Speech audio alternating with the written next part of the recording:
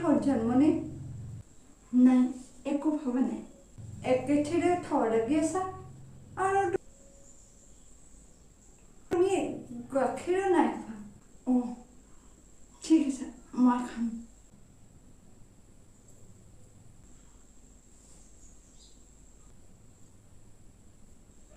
বৌ, এনে লাগিছে মোৰ হেৰুৱা স্বামীক মই আৰু জীৱনতো ঘূৰাই নাপাওঁ।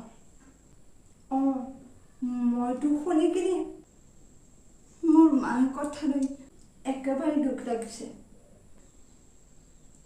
এজনী অশিক্ষিত ছোৱালীজনী ঘৰলৈ সোমাইছে। সেইবোৰ কি ষড়যন্ত্ৰ নাছিলনে?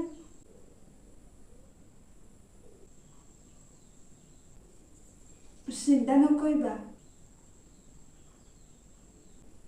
তুমি তোমাৰ